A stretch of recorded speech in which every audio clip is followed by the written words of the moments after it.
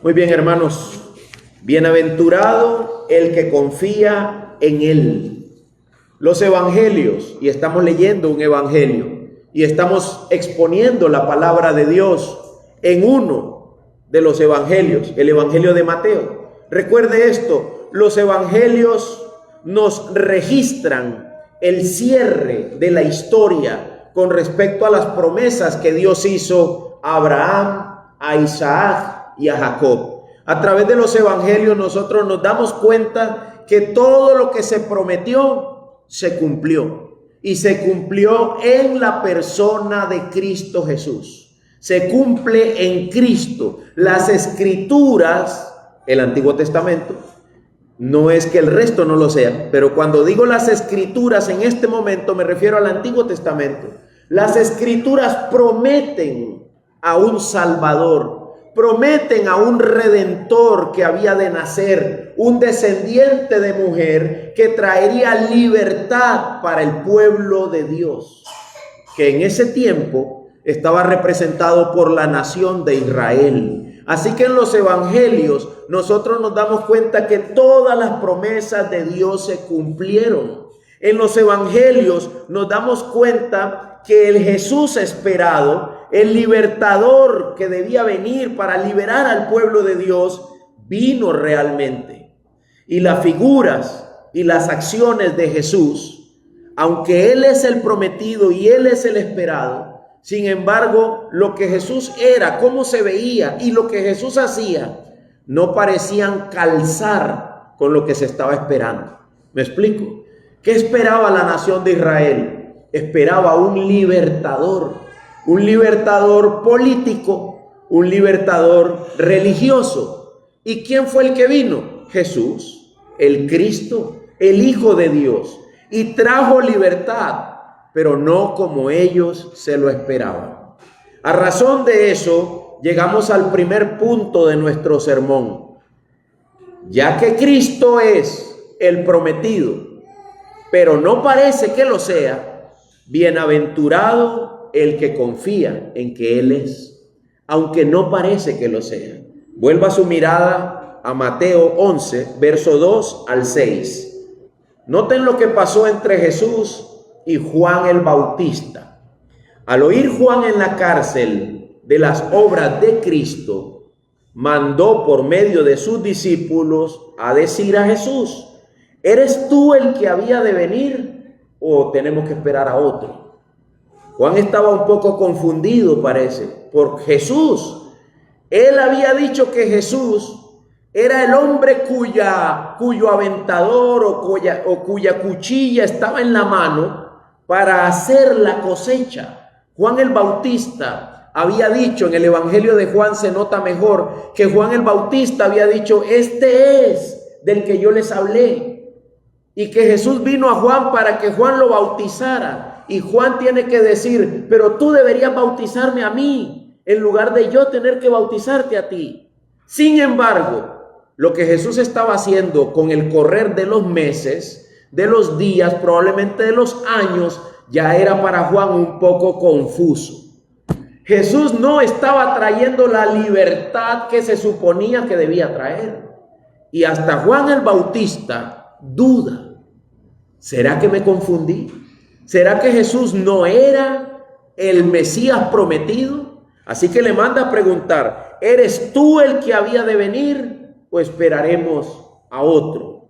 Noten lo que Jesús dice en el verso 4. Jesús responde: vayan y cuenten a Juan dos cosas. Cuéntenle lo que oyen y cuéntenle lo que ven. Los ciegos reciben la vista, los cojos andan, los leprosos quedan limpios, los sordos oyen, los muertos son resucitados y a los pobres se les anuncia el evangelio. Jesús está diciendo: vayan a decirle a Juan que efectivamente yo soy el prometido, yo soy el Dios que esperaban encarnado, trayendo libertad. Lo que pasa es que no es como ustedes pensaban. La libertad no es como la nación de Israel pensaba. Así que Jesús agrega en el verso 6: y díganle, y bienaventurado es el que no se escandaliza de mí. Sin duda alguna, la confianza de Juan el Bautista en que Jesús era el Cristo se estaba quebrando. Juan estaba dudando. Entendí mal, probablemente decía Juan. Tal vez pensé que era él y no era él, hay que esperar a otro. Jesús le dice, sí soy yo. Las escrituras se cumplen en mí. Dice la Biblia en Isaías 29:18. Isaías 29:18. En aquel día, en el día que venga el libertador, los sordos oirán las palabras de un libro. Y desde la oscuridad y las tinieblas, los ojos de los ciegos verán. Así que efectivamente, en Cristo se estaban cumpliendo las escrituras. Pero este Cristo no procedía como los judíos esperaban que fuera. Así que Jesús manda a decir, bienaventurado el que no se escandaliza de mí. Hay dos palabras aquí sumamente importantes que debemos meditar en ellas. Bienaventurado. ¿Sabes qué significa? Afortunado. ¿Se acuerdan de aquel programa de televisión, La Rueda de la Fortuna? Imagínense que la rueda de la fortuna cayera justo donde estaba el premio mayor. Afortunado. Bueno, en los tiempos bíblicos dirían bienaventurado. Te ha caído el premio mayor. Eres afortunado. O también se podía decir feliz, dichoso. Era una palabra muy utilizada en la época de la iglesia primera. De hecho, cuando yo dije que iba a predicar en esta sección donde dice, bienaventurado el que no se escandaliza de mí, alguien me preguntó, pero no es que ya salimos de las bienaventuranzas de Mateo 5, porque en Mateo 5 hay un montón de bienaventuranzas. Pero no es que ya salimos de las bienaventuranzas. Sí, ya salimos de esa sección bíblica, pero la palabra era muy utilizada en los tiempos de Cristo y en los tiempos de la iglesia primera, al punto de que si alguien estaba enfermo, a punto de morir, un cristiano, ¿sabes qué le decían los demás cristianos? Bienaventurado. ¿Por qué? Ya te vas para la gloria. Ya vas a ver a Cristo. Todos tus problemas terminaron. Si eras cristiano te decían bienaventurado. O cuando te estaban persiguiendo y muchos enemigos te estaban haciendo daño y los compañeros de trabajo te estaban serruchando el piso y venías llorando y le decías eso a la iglesia. ¿Sabes qué decía la iglesia? Bienaventurado. Eres afortunado cuando te encuentres en diversas pruebas, dice Santiago. Hermanos míos, la condición de ser bendito, bienaventurado, feliz, se aplicaba mucho entre la iglesia del primer siglo. Y aquí dice Cristo, bienaventurado el que no se escandaliza de mí. Y ahora entonces viene la otra palabra, escandalizarse. Escandalizarse significa rechazar, desconfiar. ¿Qué estaba haciendo Juan el Bautista? Estaba dudando. ¿Eres tú el que había de venir o esperaremos a otro? Jesús le dice, vayan y díganle todo lo que estoy haciendo y algo más. Recuérdenle que es bienaventurado el que no duda de mí, el que confía en mí, aunque lo que está viendo no le parezca, aunque lo que le parece que observa no es la libertad que él pensó que era. Bienaventurado si siempre confía, si no se escandaliza, si no duda. ¿Por qué habría Cristo de considerarse alguien de quien dudar? O para usar otro término, alguien en quien tropezar. ¿Cómo es posible que Cristo se convierta en una persona en la quien uno ya no confía? Era por el tipo de libertador que ellos esperaban. Y Cristo no estaba haciendo lo que ellos imaginaban. Escucha esto, hermano. Cristo no estaba haciendo lo que ellos imaginaban. Cristo estaba haciendo lo que la Biblia decía que él tenía que hacer. Eso es muy diferente. Eso es muy diferente. Yo me imagino cuántas veces nosotros sufrimos estos golpes de la realidad en la vida cristiana. Pienso que es así y resulta que es asá. Pienso que el culto debería ser así y resulta que la Biblia dice que es así. Pienso que la labor del pastor debería ser así y resulta que la Biblia dice que es esta otra. Yo me imagino que algunos que nos escuchan dirán, qué aburrido ir a escuchar a ese hombre ahí hablar. Yo pensé que un culto era algo diferente. Bueno, bienaventurado el que no se escandaliza, el que confía, el que ve, entiende y descansa en que no es como yo me lo imagino, es como Dios diga, es como Dios diga. Hay un famoso meme, ¿verdad? Estamos en la era de los memes, ahora todos son memes. Hay un famoso meme que dice, a cómo va pintando la cosa. Normalmente nosotros tenemos expectativas, pero la cosa pinta de otra forma. Hermanos míos, a veces en nuestra vida espiritual nosotros tenemos unas expectativas y no son, nada ocurre como yo me lo esperaba. Recuerda, y bienaventurado el que no se escandaliza. Bienaventurado el que sigue confiando a pesar de que la cosa no parece estarse resolviendo como yo esperaba. Jesús aprovecha que los discípulos de Juan acababan de venir y lo que los discípulos de Juan dijeron, ¿eres tú o había que esperar otro? Jesús aprovecha eso para preguntarle a la gente lo siguiente en el verso 7. Mírenlo conmigo por favor, Mateo 11:7. Bienvenidos los que acaban de llegar. Dice, mientras ellos se iban, los discípulos ya van de vuelta con lo que Jesús dijo. Jesús comenzó a hablar a las multitudes. ¿Y qué es lo que les pregunta? Subraya, por favor, cuántas veces aparece la frase, ¿qué salieron a ver? ¿Qué salieron a ver? ¿Qué es lo que Jesús pregunta? ¿Qué salieron a ver en el desierto? Uno, ¿verdad? ¿Una caña sacudida por el viento? Usted podría volver a preguntar, ¿qué salieron a ver? ¿Una caña sacudida por el viento? Verso 8, pero ¿qué salieron a ver? ¿Un hombre vestido con ropas finas? Verso 9, voy a brincarme lo que seguía diciendo el 8. 9, pero ¿qué salieron a ver? ¿Cuántas veces pregunta Mateo? ¿Qué salieron a ver? Dice que Jesús dijo, ¿qué fue lo que salieron a ver? Él utiliza la figura de Juan el Bautista para decirle a la gente, ¿cómo ustedes pensaban que era Juan? ¿Cómo pensaban que era Juan? Claro, hay que tener claro quién era Juan el Bautista para yo decir, yo me lo imaginaba así o así. Bueno, Juan el Bautista era el último profeta del linaje divino. ¿Cómo te esperarías tú ver a el último de los profetas? Bueno, hoy en día alguno dirá en una Toyota Prado y vestido de Ralph Lauren o no sé qué. Bueno, supongo, ¿verdad? Pero el último, el que era de verdad el último de los profetas, Juan el Bautista.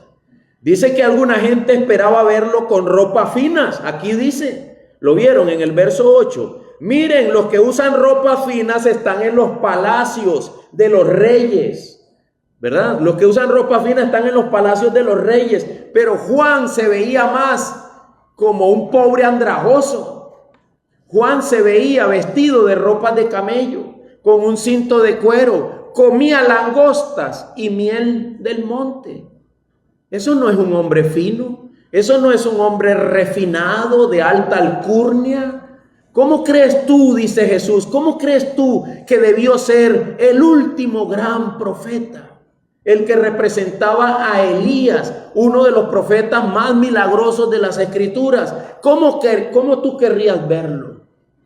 No sé, la gente tenía sus ideas aquí, sus estereotipos de cómo debía verse Juan el Bautista. Y sin embargo, dice Jesús, a pesar de que él no se veía como ustedes pensaban, él era. Y él es. Dice el versículo 10, este es, Juan el Bautista es de quien está escrito, yo envío mi mensajero delante de ti, quien preparará tu camino delante de ti. En verdad les digo, verso 11, que entre los nacidos de mujer no se ha levantado nadie mayor que Juan el Bautista. Entre los nacidos de mujer, Jesús no está dentro de la cuenta, porque Jesús es el Señor, Jesús es Dios, Él se encarnó, pero no es uno de los nacidos de mujer. No es uno de los que empieza a existir solo cuando la mujer ya quedó preñada. No, Jesús existía desde antes de la fundación del mundo. Así que Jesús dice, antes de Juan el Bautista no ha nacido nunca un hombre tan importante como él. Pero ¿cómo se veía Juan el Bautista? Todo andrajoso. ¿Y cuál era su dieta? Langostas y miel silvestre. No era lo que la gente esperaba. Ese es el punto. ¿Qué saliste a ver? ¿Qué esperabas ver? ¿Qué es lo que tú esperabas encontrar? Ahora, hermano, aplica eso a Cristo. ¿Qué esperabas tú ver en Cristo? ¿Qué es lo que tú esperabas que fuera el Evangelio? ¿Qué es lo que esperabas que fuera? Algunos predican algo que no es el Evangelio. Lo que la gente, supongo, espera oír. Y cuando escuchan el Evangelio dicen, eso no puede ser el Evangelio. Bueno, lo mismo pasó con Juan el Bautista. Cuando mucha gente lo vio, dijo, ese no puede ser el último de los profetas de Dios. Y sin embargo dice Cristo, y ese era, y ese es. Y lo mismo pasa con Cristo. De repente le he estado cerrando la puerta al Evangelio. Yo estaba pensando que no era lo que me va a salvar, que no era lo que me va a dar vida eterna. Yo estaba esperando encontrar otra cosa. Pastor, pero usted es consejero, ¿no tiene algo mejorcito que decirme? Solo que yo me arrepienta y que le clame a Dios. No hay una fórmula. Algo. Yo pensé que esto era química. Yo pensé que esto era, se me olvidó el término ahorita, matemática cuántica. No, mi hermano, nada de eso. El Evangelio es locura para quienes lo escuchan. El Evangelio, el que lo escucha sin fe, el que lo escucha sin la gracia de Dios piensa, ¿cómo se supone que eso va a resolver mi problema? Pero sí lo resuelve, solo que no parece. A primera vista, no parece, no se ve como se supone que yo esperaba verlo. ¿Qué tal si yo les digo a ustedes que el Evangelio es la solución para la humanidad completa? ¿Qué tal si yo les digo eso a ustedes? Para todos los hombres que han habitado en todo lugar, en todo el mundo, el Evangelio es la respuesta y la solución. Usted me imagino que piensa, han de tener eso que ustedes llaman evangelio, seguro que lo tienen enmarcado con letras en oro en todos los edificios gubernamentales. Pues no ocurre eso. Entonces el evangelio no es la respuesta, el evangelio es la respuesta. Cristo pregunta, ¿qué salieron a ver? Versículo 11, en verdad les digo que entre los nacidos de mujer no se ha levantado nadie mayor que Juan el Bautista. Sin embargo, escucha esto. El más pequeño en el reino de los cielos es mayor que Juan el Bautista. Cualquiera que ha nacido en Cristo, cualquiera que ha sido salvo por la gracia, por la fe, por medio de la obra del Espíritu Santo, es mayor que Juan el Bautista. Increíble, ¿no? El Evangelio tiene otra característica, está lleno de paradojas. Entonces, acabas de decir que era el hombre más grande nacido de mujer y ahora dices que cualquiera en el reino de los cielos es mayor que Juan el Bautista. Sí, cualquiera nacido por fe, cualquiera en quien el Espíritu Santo actuó de una manera especial, porque Juan es el último de los profetas y correspondía a una era distinta a la era del reino de los cielos se ha acercado.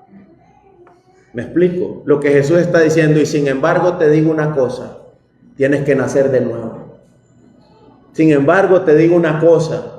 Puedes tú llegar a ser más que Juan el Bautista. ¿Sabes cómo? Arrepiéntete y cree. Deja de cerrar la puerta al Evangelio. Acéptalo como la verdad que salva y abrázalo como tu estilo de vida y como el todo para tu alma. Versículo 12. Desde los días de Juan el Bautista hasta ahora, el reino de los cielos sufre violencia y los violentos lo conquistan por la fuerza. ¿Qué es lo que Jesús está diciendo? Que el reino de los cielos avanza implacablemente, sigue creciendo, Dios sigue salvando almas, más y más personas están siendo redimidas y transformadas por medio del Evangelio y no para. El reino de los cielos sufre violencia y lo que está diciendo es: cuélgate de la carreta, Agárrate de ese proceso. Solo los violentos lo arrebatan. Hermanos míos, cuando yo era pequeño, las carretas areneras pasaban y si uno quería montarse tenía que salir en carrera y brincar. Se agarraba uno y brincaba y ya te agarrabas. Si no eras fuerte, si no te agarrabas con fuerza, perdías ese ray. Al río, a pasear, a divertirse. Las carretas con caña pasaban frente a mi casa también y si querías lograr una caña tenías que ser violento. Irte detrás de la carreta y jalar esa caña hasta que salía una buena caña y ahora sí ya podíamos pelarla y comerla. Cristo dice, el reino de los cielos avanza, no se detiene. Amigo mío, no va a parar por ti. No va a parar. Sigue creciendo, sigue caminando, sigue expandiéndose. Yo soy llamado a levantarme de entre los muertos y agarrar eso. Agárrelo, agarre el evangelio, sígalo, porque no para. No importa que sea lo que usted pensaba que el evangelio era. El evangelio es y sigue creciendo. Se sigue expandiendo y más te vale que te agarres, dice Cristo. Solo los que lo toman, lo agarran, lo abrazan, serán salvos. Hermanos míos, este es un llamado a la acción que Cristo hace. A pesar de que no se parece a lo que tú pensabas, sigue creciendo implacablemente. Y te digo algo, dice, si no te subes, te quedas. ¿Verdad? Si no te subes, te quedas atrás. No va a pararse a razonar contigo, a tomar mucho tiempo para convencerte. Es necesario que yo actúe pronto y aborde, como dirían las viejitas de hace unos 20 años atrás, abordes el jet del evangelio. ¿Se acuerdan de un canto que había? El jet del evangelio se va y se va y se va. Y si no estás adentro, no irás, no irás, no irás. Es necesario que abordes el jet del evangelio. El jet del evangelio no se detiene por un incrédulo, por uno que está ahí. ¿Será el evangelio o no? ¿Será que eso me va a salvar de verdad? ¿Será que esto de verdad me va a transformar? Dice Cristo, mira, el reino de los cielos avanza, sufre violencia y solo los violentos lo arrebatan. Solo los que se trepan ahí serán salvos. Si quieren, dice el versículo 13, porque todos los profetas y la ley profetizaron hasta Juan, dice, pero ahora es la era de la gracia. Si quieren aceptarlo, él es Elías, el que había de venir. El que tiene oídos, que oiga, dice Cristo. Pero, verso 16, pero ¿cuál es el problema de esta generación?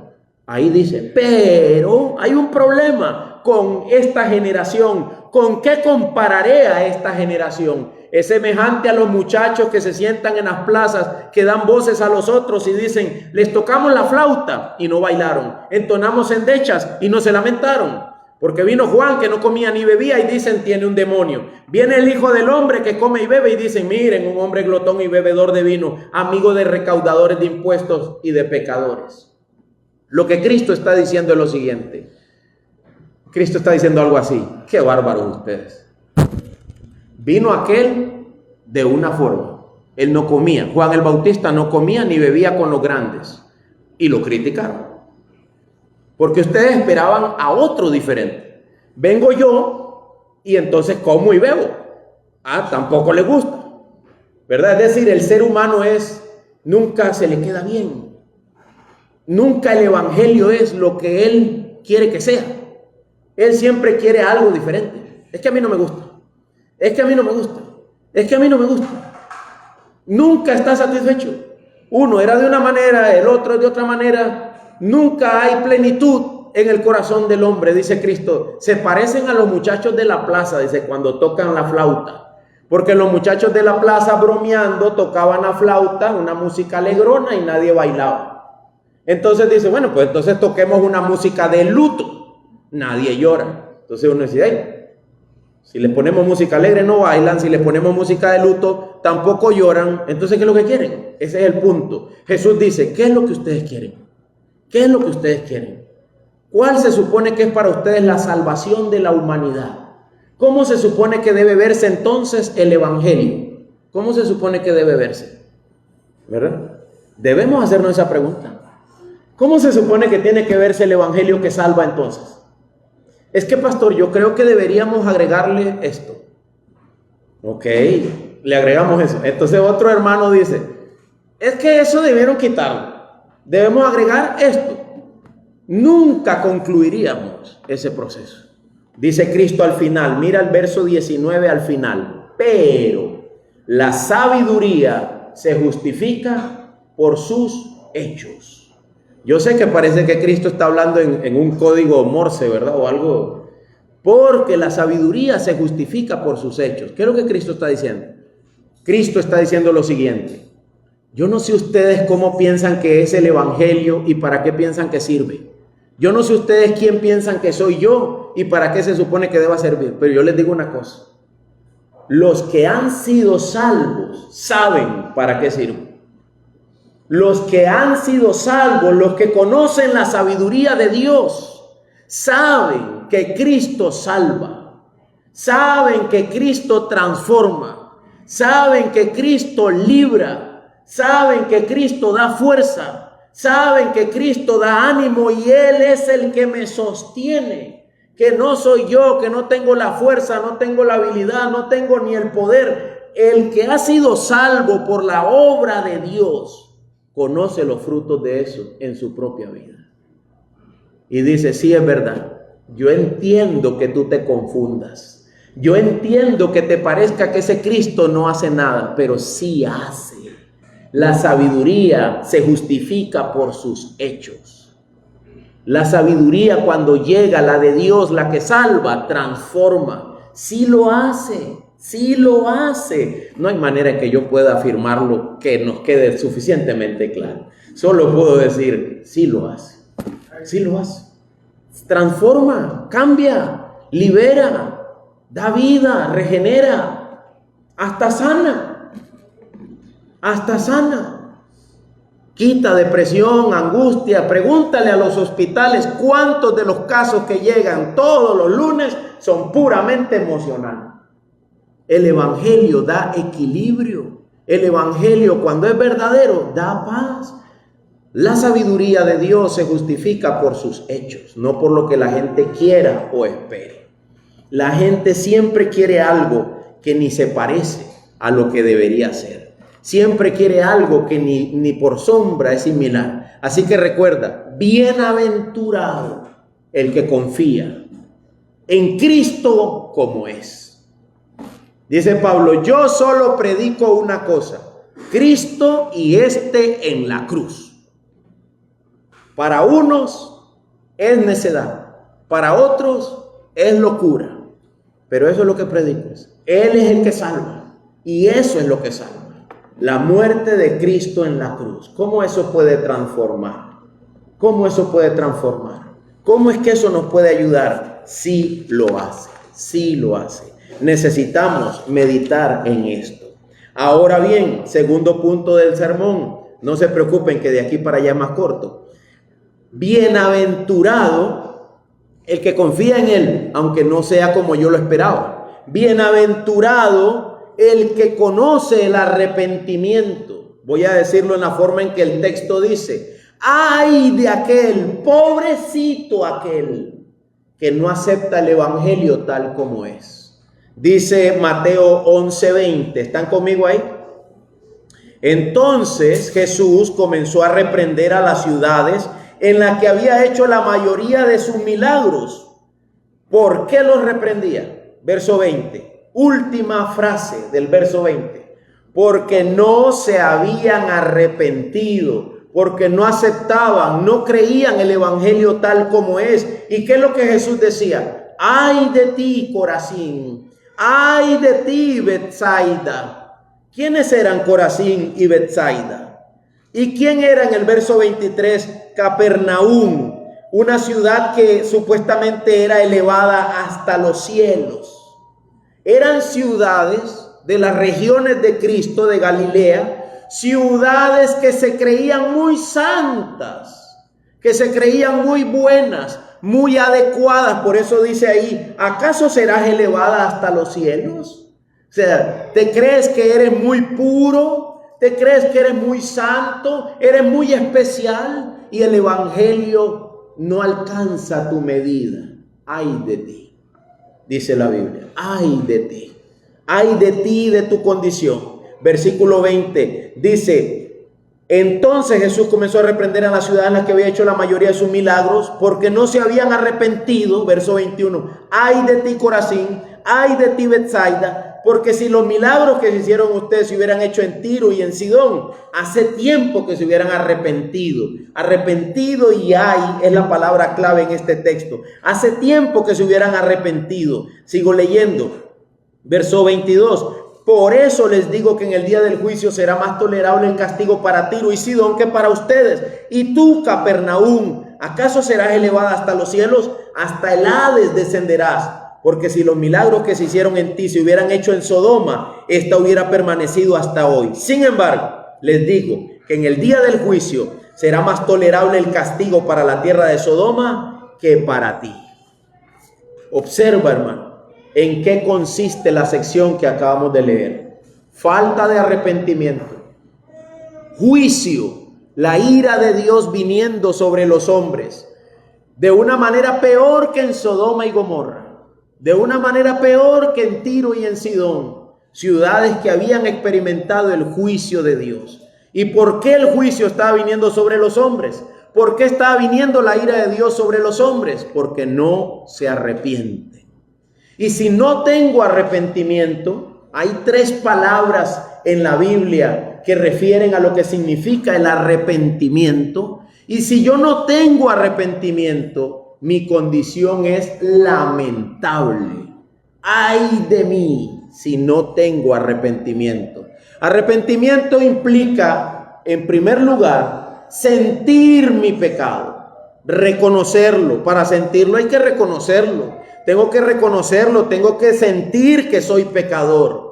Sí, es cierto, tengo que decir junto con Dios, es verdad, soy pecador, soy malo, yo estoy haciendo lo que no glorifica a Dios. Primeramente entonces sentirlo, dolerme por él, que me duela eso. Y por último, volverme a Dios. Lo reconozco, me duele y me vuelvo a Dios, porque solo en Él hay lo que yo necesito para ser libertado. Solo en Cristo hay libertad de ese pecado. Y dice Cristo: ay del que no se arrepiente. Ay del que no se arrepiente. Tal vez hoy podemos decir: ay de ti, Edier. Si hubieses escuchado, si en Sodoma y Gomorra hubieran escuchado el evangelio tantas veces como tú, te digo, esa gente se hubiera arrepentido. Así que va a ser mayor el castigo para ti, porque lo has oído muchas veces. Pero como no es lo que tú esperas, no respondes a él en arrepentimiento. Como no suena como tú quieres, entonces no clamas a Dios por luz y gracia para entender mejor esto, sino que arrogantemente te levantas y piensas: sí, pero yo estoy mejor de lo que piensa el evangelio. Ninguno de nosotros está mejor de lo que la Biblia dice. ¿Sabes qué dice la Biblia? Que somos muertos en delitos y pecados. Estos huesos vivirán, le dice Dios al profeta. Estos huesos vivirán. ¿Sabes quiénes son esos huesos? Nosotros. Y el profeta dice puntualmente: solo tú, Señor, lo sabes. Porque yo lo que veo es un valle de huesos muertos, dice. Y le dice el Señor al profeta: predícales a los huesos muertos. Sí, predícales, predícales. Dile al Espíritu ahora que venga. Porque habían cobrado forma de humana, pero seguían como zombies. Ahora dile al Espíritu que venga y opere en ellos. Lo que está describiendo el profeta es lo que la predicación es. La predicación es un esfuerzo en el que exponemos la palabra de Dios a corazones que no quieren nada con Dios. Y solo Dios, por su gracia, puede hacer que respondan. Todos estamos peor de lo que el evangelio dice. Todos nosotros estamos caídos y necesitados de la gracia del Señor.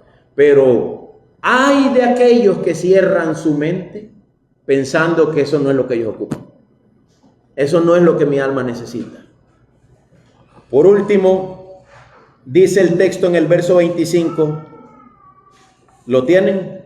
En aquel tiempo Jesús dijo, mira, todo esto que acabo de hablar y de decir hizo que Jesús sacara esto. Dice, Jesús dijo, verso 25, te alabo, Padre, Señor del cielo y de la tierra, porque ocultaste estas cosas, todo eso que acaba de hablar, las ocultaste de los sabios, de los inteligentes, y se las revelaste a los niños. Padre, porque así, sí, Padre, porque así fue de tu agrado. Jesús termina diciendo, guau, ¿verdad? No soy lo que esperaban. Ellos se creen mejor. El arrepentimiento no es para ellos. Entonces Jesús termina diciendo, Padre Dios, te alabo, porque tú te encargas de hacer que entiendan los que tú quieres que entiendan. Y estos que se supone que eran los inteligentes y los sabios, no entendieron nada. Te alabo, padres. Dice Pablo ahí en Corintios, no son muchos sabios entre ustedes. Si revisas así entre los salvos. Y dicen, pero ese hermano no es nada. No, no es nada. A eso le dicen cuando usted no tiene un título de la universidad. Le dicen, no es nada, ¿verdad? No, no es nada. Y el otro no tampoco. Y ese tiene camiones. ¿Es un gran empresario? No, no es nada, ¿verdad? Se le volcó y el otro se lo chocaron. Nada. No anda en la Hilux. No es nada, ¿verdad? Pero dice el Señor, fue vedado el evangelio para los grandes de esta tierra y es dado a los pobres. Y si tú no eres pobre económicamente, tú eres rico terrenalmente. ¿Sabes qué dice la Biblia? Considérate mejor pobre. Dice, mejor afila con los pobres. Ahí está en la fila, es un millonario terrenalmente, pero está haciendo fila con los pobres. Pero entonces le dicen, pero ¿usted qué hace aquí si usted es de los grandes? ¿Verdad? Eso es como cuando vi gente poniéndose la vacuna del COVID, algunos doctores, intelectuales, y la gente comentaba, uy, ¿cómo usted se va a poner esa vacuna si usted es de los que piensan? ¿Verdad? Pero él fue y se la puso. Pues un rico, un millonario ahí entre los pobres y le preguntan, pero ¿tú qué haces aquí? Y él diría, mira, ahí dice que Cristo fue dado a los pobres, así que yo aquí me quedo mejor. Él es mejor que todas esas riquezas que yo tengo. Yo no voy a poner mi confianza en ella, ocupo a Cristo. Y si son los pobres los que hacen fila aquí y ellos son los que obtienen a Cristo, pues pobre me declararé en bancarrota. Aunque no sea cierto, me explico. Es decir, lo hace de una manera figurada. No pone su idea de grandeza en las riquezas de esta tierra, sino solamente en Cristo. En Cristo. Yo les conté, voy a ilustrar lo que estoy diciendo. Yo les conté de un pastor pobre que fue de gira a otro país y lo recibió un cristiano que era millonario. Lo recibió en su casa, lo hospedó. Y entonces le dijo el hermano, el cristiano millonario, le dijo al pastor pobre, vamos a ver una película, vamos al cine. El pastor pobre se mudó, se puso ropa y dijo, vamos al cine. El cine, me decía él, era en el sótano de la casa del millonario. Él pensó que lo iban a llevar a algún lado y lo que hizo el hombre fue abrir una puerta y lo bajó, unas butacas hermosas, una gran pantalla y puso la película. Ahí mismo era el cine, dice. Solo tenía 20 sillas ese cine y hermosas. Y además después dijo, ahora vamos a ir a comernos una carnita. Él dijo, si esto fue el cine, ¿dónde será la carnita? En otro lado de la casa del millonario. Todo era ahí mismo. Era grandioso materialmente. Y entonces el pastor dijo, wow, todo lo que diera yo por tener algo de esto. Y el millonario dijo, todo lo que diera yo porque mi hijo estuviera conmigo en el evangelio. Ay, ay, ay. El millonario se dio cuenta que eso no era nada, que lo que él necesitaba era Cristo, y que ese pastor pobre andaba con su hijo que también era pastor. Él decía, mira, eso vale más que todo esto. Eso es lo que Cristo está diciendo aquí. Ay de ti, ay de ti. Te alabo, Padre, porque los sabios, los inteligentes no entendieron, pero a los que a ti te plació, ellos sí lo entendieron. Y ellos son como niños, dice, se lo revelaste a los niños, a los que tienen una mentalidad de humillación, de sujeción, de obediencia a lo que Dios quiera, lo que Dios diga. Dice el versículo 27, todas las cosas me han sido entregadas por mi Padre. Ahora mira esto. ¿Qué dice ahí, hermanos? 27. Todo me ha sido entregado por mi Padre y nadie conoce al Hijo sino el Padre. Ni nadie conoce al Padre sino el Hijo y aquel a quien el Hijo se lo quiera revelar. ¿Quiénes son los bienaventurados, hermanos? Aquellos a quienes el Hijo se lo quiera revelar. Eso deja al hombre sin capacidad de acción y sujeto solamente a la soberanía y al poder de Dios. Se supone que esta lectura debería generar un ay. Cuando la leo digo, ay. Y entonces, ¿no hay bienaventuranza para mí? No. No, hermano, no. Entonces, ¿qué hago aquí? Escucha. A menos que Dios te lo quiera revelar, pídele que te dé libertad, pídele que te dé luz, pídele que te muestre el evangelio. Reconoce que hemos estado siendo demasiado duros, demasiado cerrados, demasiado criticones del evangelio, y pídele que entonces te lo muestre. Padre, muéstramelo. Ayúdame a ver a Cristo, ayúdame a entender la verdad que salva, guíame para vivir de una manera que te dé gloria a ti, porque yo podría creer que soy sabio y en realidad estar perdido. Yo podría estar juzgando mal la verdad que salva y en realidad estar completamente alejado de ti. Padre, ten de mí misericordia, muéstrame a Cristo. Eso se parece más al sentir del evangelio. Eso se parece más. Ya quisiera yo que cuando termina el culto y yo camino por ahí, se colgara la gente y dijera, pastor, ore conmigo, yo necesito a Cristo. Y yo diría, amén, vengan todos, oremos juntos. Todos necesitamos a Cristo. Hermanos, esa es nuestra gran necesidad. Pero escucha esto, no va a haber para ti a menos que Dios te lo quiera revelar. No va a haber para ti. Está cerrada la puerta. A menos que Dios la quiera abrir. ¿Qué decía Mateo en otras partes? Todo el que busca, halla. Todo el que llama, se le abre. Todo el que pide, se le dará. Eso era para ánimo. Porque en este momento no hay nada para mí. A menos que Dios lo quiera revelar. Así que tengo que ir y tocar, suplicar que Dios tenga de mí misericordia. Y como si fuera unas palabras de ánimo, Jesús termina diciendo lo siguiente. ¿Qué dice en el verso 28? Vengan a mí, todos los que están cansados y cargados. Yo soy el único que les puede revelar al Padre. Vengan a mí, el que ustedes dicen que eres o no eres, dice Cristo, soy yo, vengan, no hay otro, no hay otra forma. Hermano, amigo, tú conoces a Cristo, tú te relacionas con Cristo, vives con Cristo. Había un viejo canto que decía, ando con mi Cristo por la mañana al despertar, ando con mi Cristo por la tarde al caminar, ando con mi Cristo por la noche al descansar. ¿Tú vives así? Si no vives así, entonces no has venido a Cristo. Cristo dice, vengan a mí, todos los que están cansados y cargados. ¿Qué hará Él, hermanos? Yo los haré descansar. Yo los haré descansar. Él es el único. Ven a Él. Ven a Él. Ven, toca, ven, llama, ven, busca. Si Él abre la puerta, eres afortunado.